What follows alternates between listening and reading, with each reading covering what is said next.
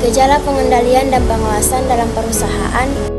Ada beberapa gejala yang menunjukkan perlunya pengendalian atau pengawasan dalam sebuah perusahaan, yang meliputi kinerja finansial yang menurun, gejala laba menurun, arus kas negatif atau pertumbuhan yang lambat. Yang kedua, pelanggaran kebijakan dan prosedur, gejala ketidakpatuhan terhadap kebijakan internal perusahaan atau regulasi eksternal. Dan yang ketiga, ketidaksesuaian rencana dan relasi, gejala rencana strategi yang tidak tercapai atau perubahan pasar yang tidak terantisipasi. Yang keempat, ketidakakuratan data dan informasi, gejala informasi yang tidak akurat atau ketidakpastian dalam data. Yang kelima, ketidakpatuhan terhadap regulasi, gejala pelanggaran aturan pemerintah atau norma industri yang berlaku. Dan yang keenam adalah tingkat karyawan yang tidak memadai. Ada pula gejalanya, yaitu tingkat karyawan yang rendah, tingkat absensi yang tinggi, atau kurangnya motivasi. Ketujuh, ketidakcocokan antar departemen atau tim. Ada pula gejalanya, kurangnya koordinasi antar departemen, konflik antar tim, atau ketidaksesuaian tujuan. Yang kedelapan, risiko operasional yang tinggi. Gejalanya yaitu identifikasi risiko tinggi yang tidak dikelola dengan baik seperti keamanan informasi atau risiko operasional lainnya. Yang kesembilan, tingkat keluhan pelanggan yang meningkat. Ada pula gejalanya yaitu peningkatan keluhan pelanggan terkait produk atau pelayanan. Dan yang kesepuluh adalah penggunaan sumber daya yang tidak efisien. Ada pula gejalanya yaitu pemborosan sumber daya, inefisiensi proses operasional atau biaya produk yang tinggi. Pengendalian dan pengawasan perusahaan diperlakukan untuk mengatasi dan mencegah gejala-gejala tersebut agar perusahaan dapat beroperasi secara efisien dan efektif. Langkah-langkah pengendalian adanya gejala tersebut. Berikut adalah langkah-langkah umum dalam pengendalian gejala-gejala tersebut. Yang pertama, analisis urusan gejala. Identifikasi penyebab mendasar dari setiap gejala yang muncul. Yang kedua, penetapan prioritas. Tentukan gejala yang paling mendesak atau berdampak paling besar untuk diatasi lebih dulu. Yang ketiga, pembentukan tim pengendalian.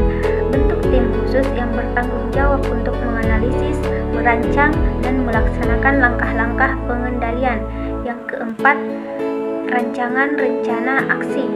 Buat rencana aksi yang jelas dan terperinci untuk mengatasi setiap gejala termasuk tugas, tenggat waktu, dan tanggung jawab. Yang kelima, implementasi langkah-langkah pengendalian. Terapkan rencana aksi dengan konsisten dan monitor kemajuan secara berkala. Yang keenam, pengawasan dan evaluasi. Evaluasi efektivitas langkah-langkah pengendalian dan sesuaikan jika diperlukan. Yang ketujuh, pelatihan dan peningkatan karyawan.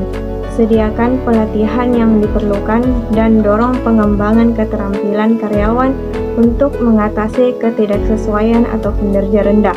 Yang kedelapan, penguatan dan kebijakan prosedur. Perbarui dan perkuat kebijakan dan prosedur perusahaan dan pastikan semua karyawan memahaminya. Yang kesembilan, sistem pengawasan keuangan.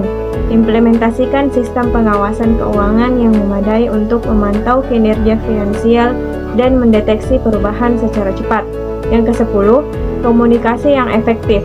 Berkomunikasi dengan jelas kepada seluruh organisasi tentang langkah-langkah yang diambil dan pentingnya pengendalian. Yang ke-11, audit internal. Lakukan audit internal secara berkala untuk memastikan keputusan terhadap kebijakan dan prosedur serta mengidentifikasi potensi masalah. Yang ke-12, kerja sama tim.